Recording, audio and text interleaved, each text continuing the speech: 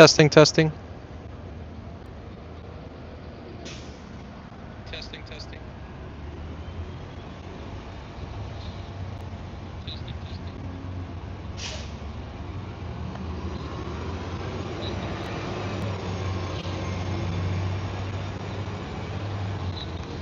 All right, and we're live. So, welcome back to another rendition of this week's trial update on the federal case against the city for the homelessness fraud and taken on by a coalition of lawyers that have banded together, particularly from downtown, suing the city for basically the mismanagement of funds used in the Alliance Settlement Agreement, which initially the understanding was it was supposed to be just a simple contract dispute. You know, city did not hold good on its word for the Alliance Settlement Agreement, but their understanding is that one agreement really is multifaceted and connected to so many different facets.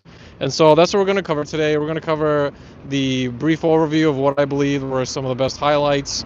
I'm obviously not going to be able to catch everything. I'll give some of my opinions on it, with the hope that people get a more holistic view of what's going on rather than just a very finite, small one facet, which is the settlement agreement. Because if you haven't figured out by now, the issue of homelessness really is connected to so many bigger acts of criminality, particularly by the part of government on colluding to launder money that was supposed to be used for legitimate purposes. In this case, the alleviation of homelessness and poverty, but instead, rather, it was used to line the pockets of developers and other special interests, all really in one way, shape, or form tying right back to developers. And so, who did we have on the stand today? Well, we had a couple of people. We had Matthew Zabo again, the Chief Administrative Officer for the city. And a couple of different questions were asked of him, but we'll go through some of what I thought were some of the highlights. So one of the things that Matthew Zabo was questioned on, was testifying to, was whether there was any sort of accommodations that the city could, in fact, reasonably accommodate as far as homelessness population as a percentage of the overall population.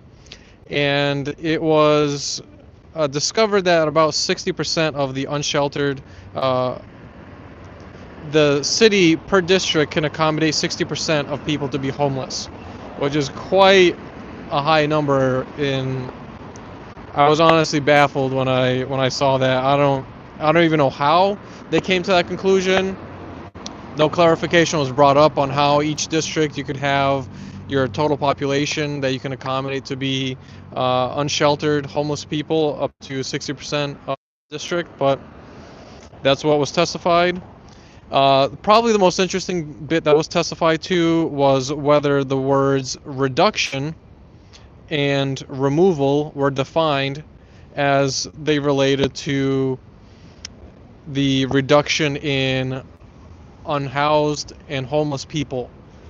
There's no standards, neither in the settlement agreement, neither in any other records, that clearly define what the heck a reduction means. What the heck does removal of homeless people mean? Does that mean that they are simply in a shelter but still without a long-term access to home, but still living well below the poverty line? What does that actually mean? Can they access basic necessities? Another question that was asked of Matthew Zabo is the phrase meaningful reduction in homelessness defined. He answered no. Is substantially reduce homelessness and just overall the word substantial defined anywhere? He answered no. And that has to do with several times in the agreement they talk about, a meaningful reduction in unsheltered and unhoused and homeless people. But they never given any actual numbers as to whether that means 5% 10 years down the road overall, if that just means, the people from one particular area and the people that apply through a specific program in that area. It's never defined. Probably the most interesting one I thought was asked directly of Matthew Zabo was, is permanent housing more expensive than temporary housing? Well, Matthew said yes, and it was clarified by the council that they meant overall long-term permanently housing somebody is that less expensive or more expensive than housing somebody in shelters, and the repeated turnover in the revolving door that is pushing them to another shelter, and the management services incurred as a cost to manage all that infrastructure, which in my opinion is it's just total nonsense. That's utterly ridiculous. Matthew was asked, did the city have, at the time of signing the settlement agreement, did the city in fact have the 12,900 or so beds to provide as soon as the agreement was signed and the start date on the agreement showed? He answered no. And he clarified that the goal was to provide those beds. And you got to keep in mind the phrases and the terms that come up in this whole case are very important. The differences between, like we just talked about, reduction. Last week we talked about the differences between create, the differences between, and the definition of words like removal. And those are important, right? Those are important. The differences between a bed and a unit, all of that is extremely important, not just because it's clear that in this whole settlement agreement, but even more broadly speaking, homelessness in LA City and LA County proper, these were never really objectively defined. And so it's quite easy in that situation to just pull out random numbers without any sort of basis as to how you got there and allocate all manner of percentage of your budget under the guise that you're meeting or trying to meet some sort of goal. It's not defined in any shape or form, and you can constantly move the goalpost as to what that goal actually is. And so the city had no such access to beds. There was no such definition as to when it would have access to all the beds, in what form those beds would come, and how they would measure each and every bed, and the cost for each of the units that would actually house and contain each of these beds. Of the 11,002 beds, Matthew was asked how many of those beds specifically come from funding given by LASA. He answered that it was less than 10%, and they asked, how do you come to the calculation of where the remaining beds to fulfill the 12,900 total value? What's the KPIs, the equation, and the basis for doing that? Matthew refused to clarify. Matthew was also asked, what happens when permanent housing is built? Are the permanent housing units now counted as part of the beds that were considered for temporary shelter, or are those counted separately? Matthew answered, yes, in fact, those are double-dipped counted, which is a similar issue explained last week where I went over parking lots and how the city allegedly had these parking lots that you could sleep over, never actually provided proof of the existence of the parking lots, but also never clarified how many alleged beds they would be using per parking lot and what the shape and form of those beds would be. Does one car equal one bed? Or if you have, say, an SUV and you could sleep two people, or even a small sedan and you roll, the front two seats back, does that count as two beds? It was never clarified. So this pattern of deliberately and intentionally not putting clear definitions to very key words it's prevalent. It's ever prevalent. It's ever present, and it's a big issue. Moving on, Matthew was asked, "What does an open bed mean?" And he answered, "Any bed that is open and occupiable, and not yet occupied." And then he was asked, "What does an in-process bed mean?" He answered that it means it's any bed in any phase of construction or any phase of being, air quotes, approved. He was then challenged, what does approval mean, and approval for what and by whom? Matthew clarified that approval means approval from City Council to move funding into the program to which that bed pertains to, but is not yet connected with a specific service provider. And this is where it gets really important. All these little nitpicky details that people think are, you can just glaze over, you really can't. Because it's exactly in the details that you ultimately get wide-scale fraud, okay? That's what this is. But it's not just the act of the fraud that's the key issue here. It's something I've been repeating to people inside the courtroom that are watching, and other outside conversations I'm having. The issue isn't really the fraud itself, it's the collusion and all of the different actors that deliberately and knowingly have come together to launder this money, mismanage it, and just completely hyperinflate and allow people to get away with it and not be criminally prosecuted. That's the ultimate issue at hand. We have a fundamental issue where you have a sitting city attorney of Los Angeles that is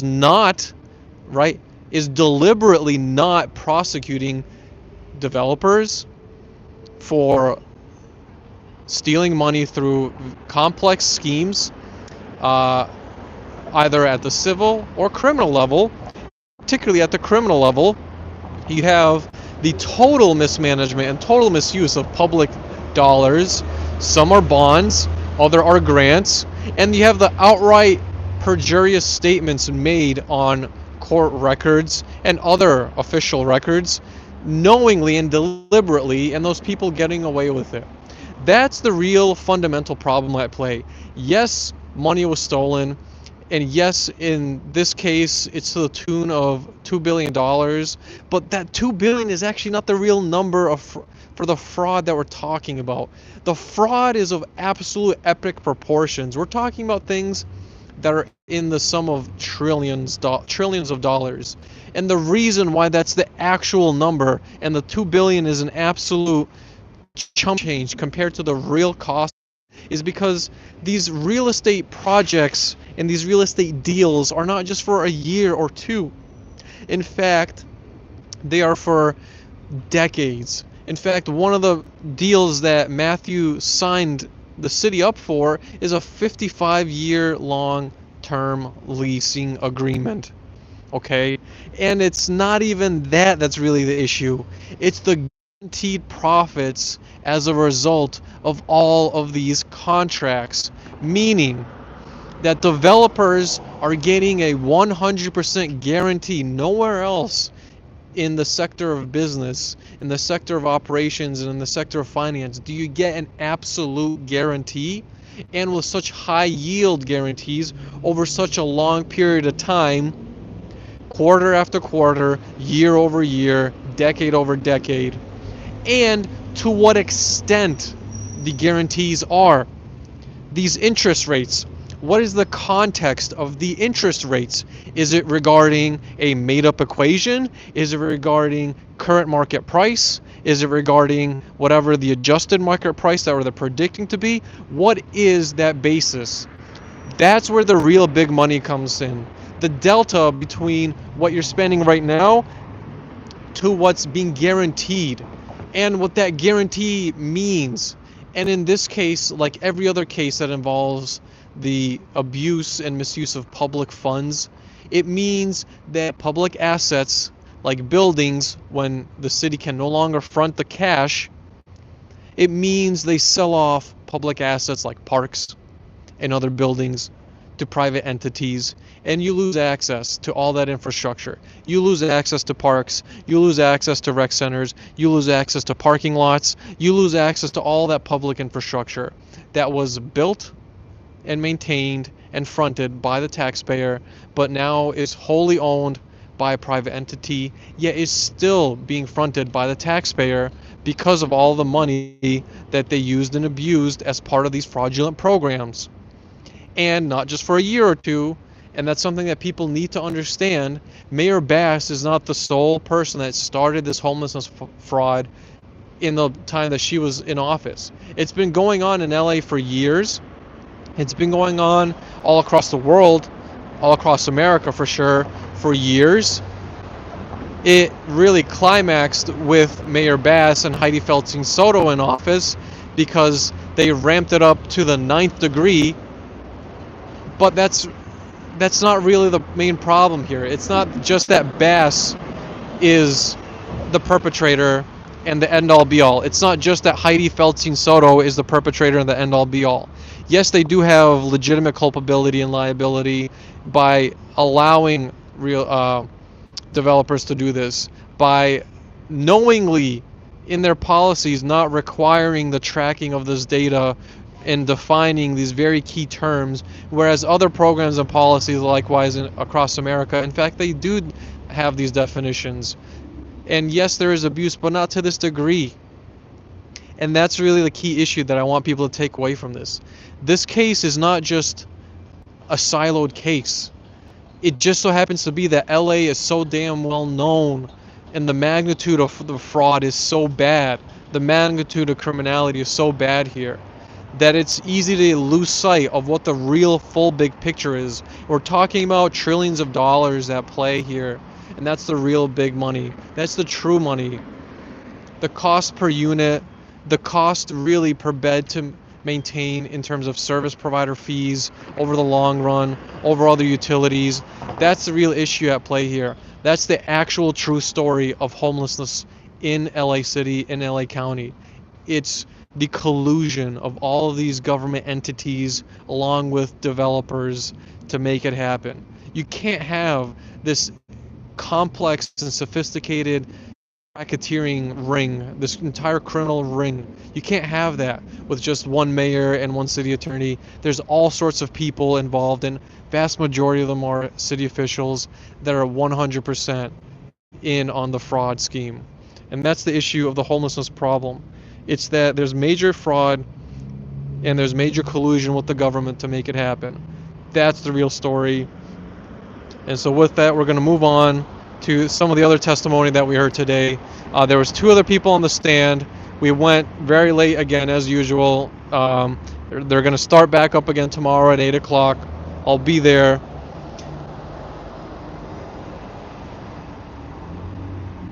Moving on to just some final testimony that Matthew Zabo was asked. So yet another term that was counted as a program or service to help house and help provide to unhoused and unsheltered homeless people is something called family reunification. Well, Matthew Zabo was asked, what does family reunification is? What is it? What does it mean? How do you count it? And he openly admitted it's not defined, it's not counted, yet it's still referred to as a bed. So again, lack of definitions, deliberately vague. Matthew Zabo was then asked, what is shared housing? He clarified that it's a unit with multiple beds inside. And in the case of the Alliance Settlement Agreement, it typically means that you're sharing utilities such as shower and restroom with others. What is shared parking? This is the program I mentioned as of last week, where allegedly there's lots around all over the city in different districts where people are lawfully allowed to live in the car, and they're provided, or allegedly supposed to be provided, But based on all the testimony that I've heard of people in the different districts and the friends that they have and some of the other records that people are sending my way, it's clear that it's not the case, that these alleged services are actually not even being provided at all, but yet are still being counted as such. Shared parking, then they asked if shared parking also counts towards the bed count, the overall maximum bed count.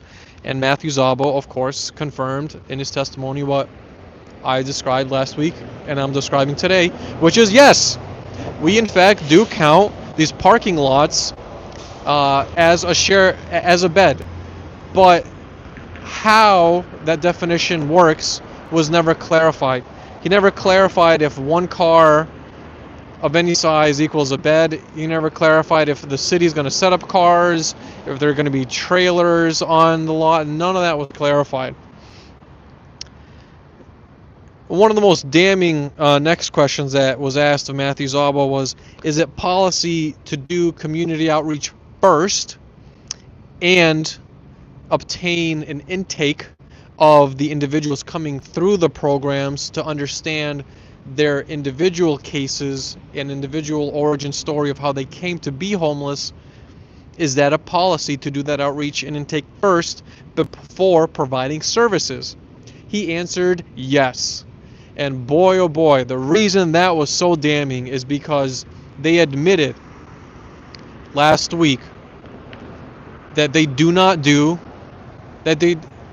do any intake paperwork at all. No intake due diligence at all. Meaning they don't take any time to consider how it is that this person became homeless in the first place, both on the individual level and on the institutional level. But they admitted, the city, that they understand that there are legitimate scientific reasons and that it's predominantly institutional factors that result in the homelessness, particularly the widespread homelessness. They admitted that institutional issues are what lead to people being homeless in the first place. But yet, they have their own policy set by the mayor's office and duplicated by the chief administrative officer's office to have such a policy in place. And it counts towards the settlement agreement directly that this case pertains to.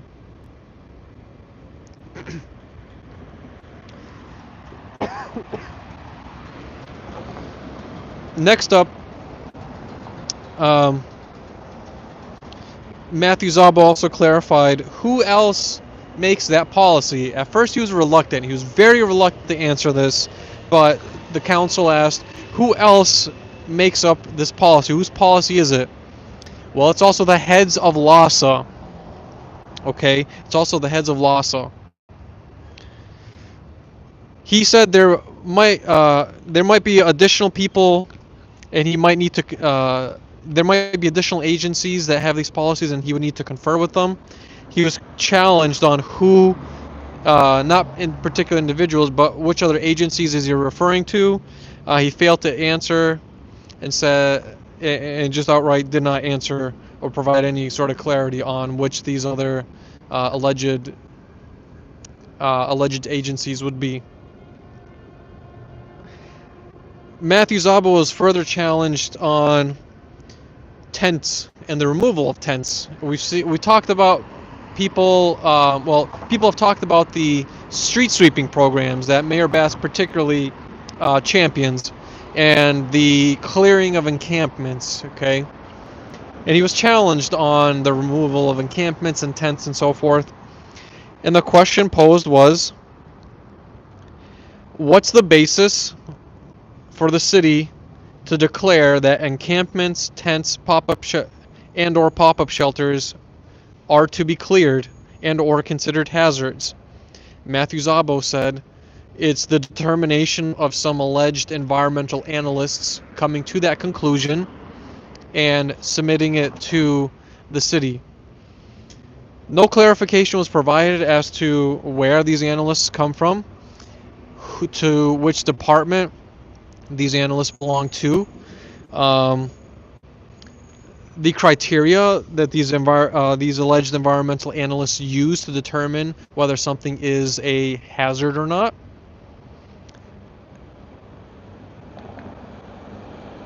He was further challenged to say that, so then are tents removed if and only if they are health hazards? He answered yes. Then he was challenged and said, so you are saying that tents, encampments, and pop-up shelters are cleared and are cleared if and only if they are deemed health hazards, as by what you say are supposed environmental analysts coming to that conclusion? He then says, well, no, that's not how it works, but then retracts it and says, well, there's environmental analysts that come to that conclusion, meaning he was trying to cover his own self by saying, well, actually, I'm not the one that makes the determination, the mayor isn't, my office isn't, there's some magical environmental analyst somewhere that give somebody, which, again, as to who gets that reports by these magical analysts, that's not to be seen yet. It was never clarified. So he was trying to backtrack to this safety of, well, there's these analysts, these environmental analysts, but no clarification information was provided on who and what and where and how regarding these environmental analysts.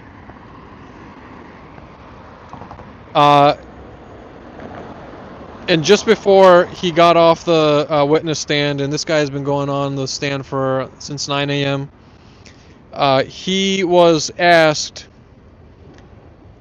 whether there is a requirement to report on the quantity and the date and whom did the clearing and sweeping of tents, encampments, pop-up shelters, and RVs.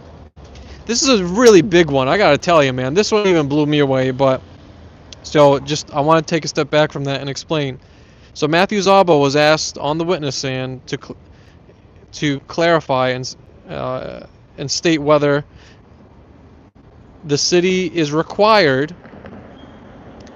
as part of the settlement agreement and or otherwise, if they are required to report the why and how and who of clearing tents, encampments, pop-up shelters, and RVs. He answered no, meaning that when these street services, or excuse me, when these street sweepings happen, there is no policy requiring them to report the who, what, where, when, and why, and how to anybody. Not even for them to keep a record of it. Now, obviously, they do, right? They must to some extent. Whether they care to share that is a different story, but clearly that's what we're getting towards. And that's just insane when you take a step back and think about that. How is it then you can confidently say that under XYZ key metrics we're doing great, but you don't define what those metrics are? You have no way of determining how much closer you are to helping shelter people and helping eradicate poverty and reduce homelessness, when you're literally saying we don't even keep a record of this stuff. We don't even keep track of when these encampments and street sweepings actually occur and what happened at those street sweepings and by whom it happened and when it happened. Now, we obviously know they obviously have some sort of records because they announce it on the street, but they fail as part of the agreements, as part of policies, and this is a Mayor Bass thing as well as a city attorney thing, who should have told the city that you need to do this. This is a major issue of liability, to be required to log that information, and they don't. It's simple, and they're not doing it, and it's because they're so brazen in their criminality and their fraud that they're just saying screw it. Who is going to challenge us? And even if they do, what's the outcome? They're not going to send us to prison, which they should, and it needs to. And I believe, again, that's ultimately where this case is going towards, because conservatorship is not the issue, okay? The issue with this case, like I said previously, conservatorship is not the key issue. That is such an irrelevant factor and facet in this. We know that's going to happen. But the important part is the basis and how you get there. That's the important part. How do you get there? Are you going to hold the people that were colluding to make all this fraud happen accountable criminally? Are you going to prosecute them? That's the real discussion and issue at play. And for those that say this case has been dragging on for so long, you got to understand how this stuff actually works. Judge Carter is not a god. He is simply a judge. And as such, he only has the authorities of a judge. Judge Carter understands that the law firm representing the city are a bunch of utter disgusting a-holes. And he knows they're going to appeal. And he knows there's going to be further proceedings. And he knows they're going to literally object to every friggin' question. Just cause. So he's doing everything procedurally as perfect as possible, so that his decision doesn't get overturned, and more importantly, the conditions with his decision do not get overturned. That's the important part. And for him to have an opinion based on upheld decisions of his that count that much more, so that it incentivizes federal agencies to prosecute the Heidi Feldstein Sotos, the Mayor Karen Basses, and all her deputies of the world. Because LA is not unique in this. So that's the real act. That's the real pathway forward that Judge Carter is setting and understands. He can't help that the case, or excuse me, that the lawyers to the city and the city officials doing what they're doing. He can't help that. That's not his authority. It's not his wheelhouse. And you got to understand, this is the long game. He understands that this is just what's going to happen. All he can do is his job as a judge. That's all that he can do. He can't bring forward cases. He can't litigate cases. He can only judge a case that's before him. And that's exactly what he's doing, and damn well at that too. And so with that, we now have Matthew Zabo off the stand, and we're shifting to the second witness for testimony today. And that second person is Mr. Brian Ulf. That's ULF, Brian, the common spelling. And he's the CEO of an organization called SHARE, which stands for Self-Help and Recovery. And they specifically are a nonprofit that offer referrals to people who want access to social support groups like Alcoholics Anonymous, AA.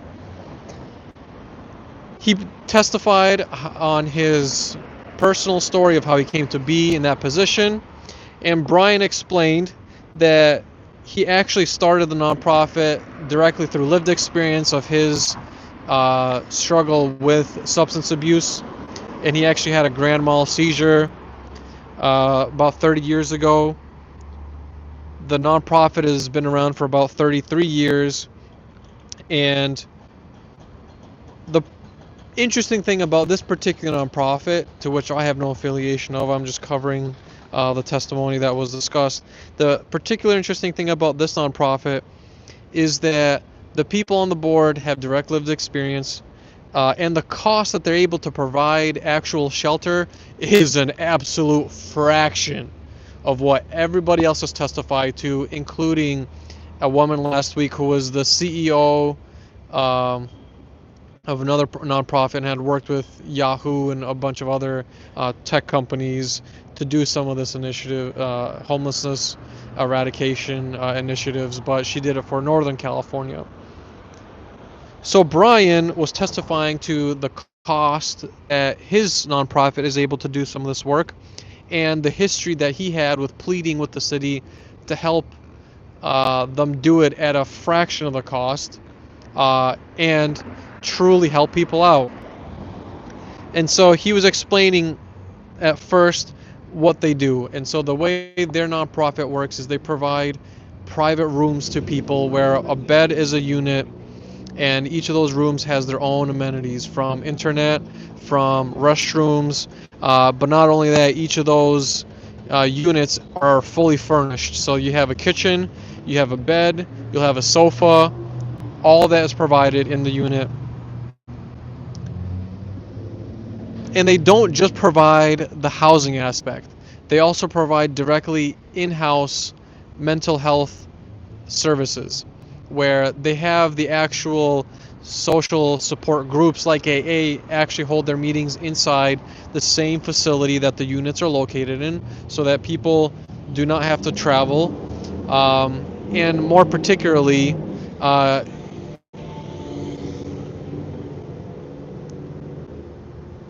that they're not exclusive just to sober living individuals. It's not a sober living facility, but they help people get to sober living, and they provide such services.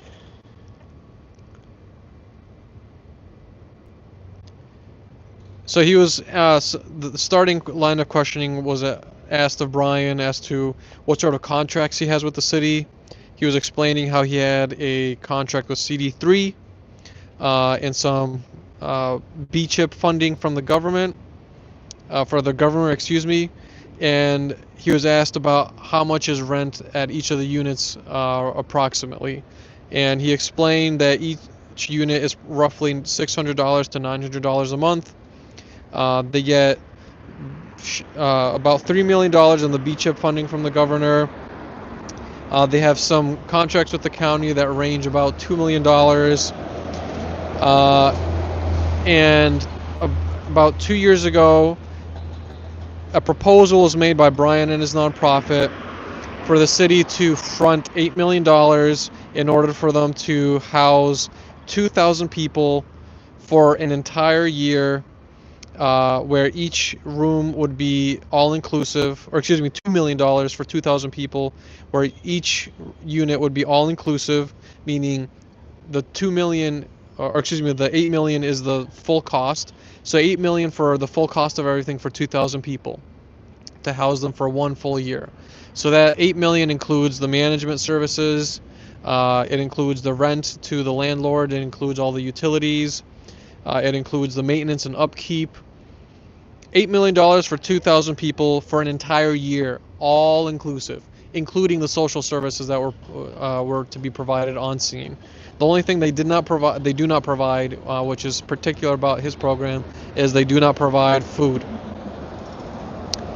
So that number, when you start breaking it down, right, when you start getting into the calculations of a day rate, the cost of a bed, the cost of a unit, this is where the breakdown starts, and you start to get an understanding of how much this all really costs.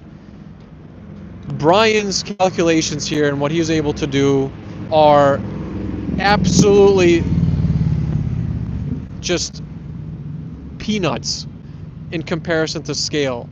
What it costs him to do it and provide competent services at that is astronomical. In Brian's model of doing business, of the people that go through the program, and let me back up for a second, the city ultimately denied his proposition for $8 million to house 2,000 people for an entire year, all inclusive. That was denied. That proposition was denied. Brian made it happen through outside grants and philanthropy, and they met exactly that cost. $8 million to house 2,000 people in separate units with their own beds, in private rooms with their own access to facilities. So no shared bathrooms, none of that. Private rooms, $8 million, all inclusive, management fees included, and the shelter and the actual units themselves are also fully furnished.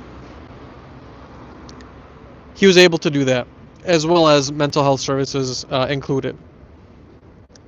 And Brian explained, and he was asked to clarify just how that can be and what the success rates for people post that program did, meaning Did any of those 2,000 people go into homelessness afterwards? Or what happened to them? Did they remain sheltered and housed afterwards? So get this, in Brian's model of not only the housing part, but the social support services afterwards, 96% of all participants remained housed thereafter. 96%. 96% remained housed. Compare and contrast that to the programs by the city. Inside Safe, I reported last week, 53% exit straight to homelessness afterwards. The Roadmap program, 73% exit straight back to homelessness. The Alliance program, about 62% exit straight back to homelessness. Whereas 4% exit to homelessness, and most importantly, the 96% remained housed. So the key takeaway here is, again, the devil is in the details. The devil is in the details. The percentages I shouted off with the Roadmap, Alliance, and Inside Safe program, those 73% of people being homeless, that does not mean that the rest of the people become housed. No, it literally means, in the case of the city, those people that are not part of that 73%, they're just gone. They're not tracked as to what the hell happens to them. They're totally disregarded and discarded and utterly forgotten. Nobody knows what the hell happened to them. They literally don't know.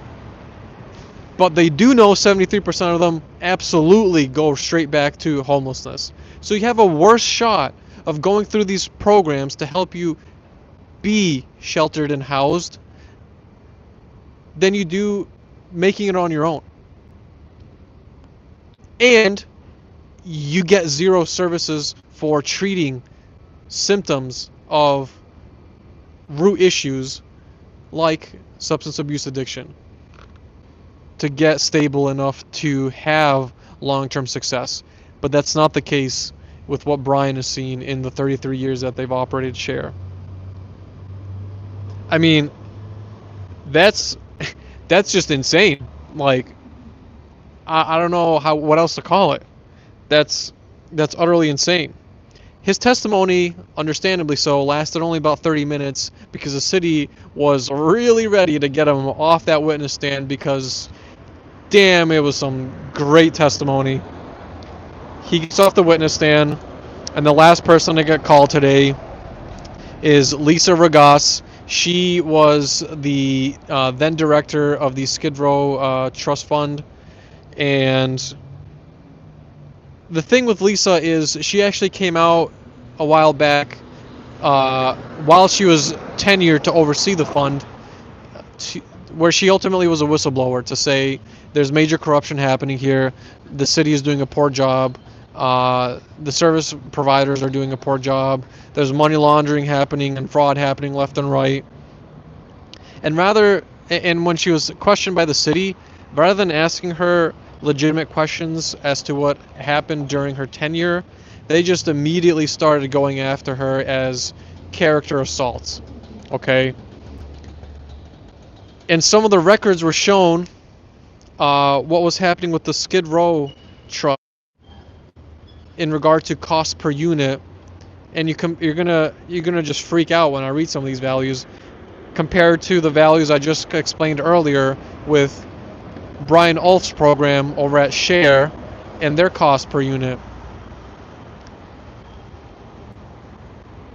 So the cost per unit shown that happened under the Skid Row Trust were as follows.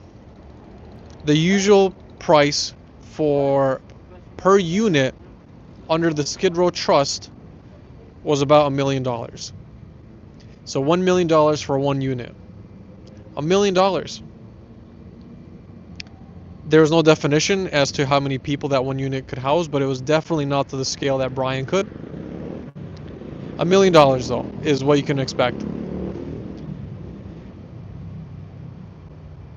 The rest were essentially questions that, like I explained, had no relevance whatsoever. There were stupid questions asking her about whether she worked for the city, which she obviously didn't, whether she had ever worked for the city, which she obviously had never, whether she intended to work for the city, all this completely irrelevant and speculative crap to make it seem like, well, because you didn't work for the city, therefore you can't speak at all to what the city did. You can't have an opinion on what the city did or didn't do. You can't make any sort of competent, independent opinions and analysis and judgments on what the city what's a good practice for the city or overall good practices, and whether the city doing it in this way constitutes a good or bad practice. And that line of questioning was ultimately shut down, thanks primarily to the clock, and it was clear that the city had nothing. I mean, we saw Mr. William Shakespeare, I'll call him for now. I mean, this guy is an utter clown. The lead lawyer for the Gibson Dunning whatever firm, I forget the third name in the third part of the name of the law firm that's representing the city. This guy he just doesn't get it. He thinks it's a theater of, he thinks it's supposed to be some artistic display. Judge Carter doesn't care for any of that theatrics. He's going on and on about, reminiscing and, pontificating on the meaning of a word and how interesting words can be sometimes, and just this utterly bogus and trash nonsense that has nothing to do with the facts of the case, that has nothing to do with the outright criminal behavior of the people in the city and the long-standing pattern of behavior by the government on this very issue of fraudulently laundering and misusing public funds geared for eradicating homelessness and poverty. And they look even worse because this guy, as well as his fellow lawyer deputies, they object to literally everything, and they just don't get it. They literally don't get that it makes them look so bad. Objections are supposed to be for critical, the most important tidbits, not just object to everything just cause. And the objection grounds are utterly stupid too. And they keep doing it. And of course Judge Carter is going to allow them to do it because they're going to eat their own words, and you can't stop your enemy. You should never do so when the enemy is destroying their own case. So of course Judge Carter is going to allow it, but it looks hilarious to see in person. And they do it over and over again, and over and over again, literally every day. Most of the time is spent going back and forth on the stupid objections that the city makes, the lawyers for the city make. And because the objections are so stupid and vague and just utterly ridiculous, most of the time is spent on Carter saying, clarify that, is this what you mean? And then they clarify, and then Carter says, nah, this is stupid. I knew it would be, but I just gave you the chance to clarify, so you couldn't say that I never, gave you the chance to clarify. Overruled. Let's move on. That's like 90%. 90% of the entire time spent during this trial. That's exactly what it is. Stupid grandstanding. But Carter does a good job overall of limiting it and moving things along, because he knows the city is trying to run out their time with him, and he won't have any of it, and that's why he's not allowing any delays. The best part, I almost forgot this, the absolute best part was when the lead lawyer guy from Gibson Dunning whatever, he was trying to, it was when Brian Ulf had taken the stand and he was testifying about the absolute true low cost to be able to do this, even in a place like LA, to shelter and house people over the long term. While Brian was explaining all the numbers, the 8 million to 2,000 person for the full year, no extra cost, all included, when he was explaining that, literally as he was wrapping that sentence up, this dude from the city side, the tall guy, and I know his name's like Khan or something like that. I had it last week. You can replay it. Honestly, his name is irrelevant at this point. That's what I'll call him, because this guy, he's a clown. He's an irrelevant clown, and he gets up and outright lies to the judge over the dumbest thing you could possibly lie about. He says, "Your Honor, I have to take a phone call right now. It's an urgent phone call, and therefore I need time to break right now." And the judge outright stops him on his tracks and says, "How long do you need? And we can still proceed without you here. You can go and take the call outside. We still have the session here. Your fellow coworkers and co-counsels are here, so we don't need you to be present in order for the proceeding to move forward." And this dude just shut his mouth and sat his ass right back down. And I was scratching my head. I was thinking to myself, well, wasn't that supposed to be a really urgent and super important phone call you needed to make just a moment ago? But now it doesn't matter at all. Now all of a sudden it's totally not urgent and important. Now it can wait all of a sudden. I mean, come on. Wow. The sheer level of incompetence, arrogance, and outright stupidity by the side of the city is truly baffling. You gotta see it in person. I'm glad that I'm at least reporting on it so that you guys have an understanding, because the transcripts do not do it justice. You gotta see the faces of these people as these councils for the side of the city are, you know, just squirming in their seats because they know they're SOL. They know. And they're throwing their clients under the bus. They're not helping address real issues at all. And it's just a clown show, really. So for the city anyway, for the city. So with that, I'll see if there's any comments, questions, and if not, we'll wrap up. And we'll report back tomorrow. Let's see.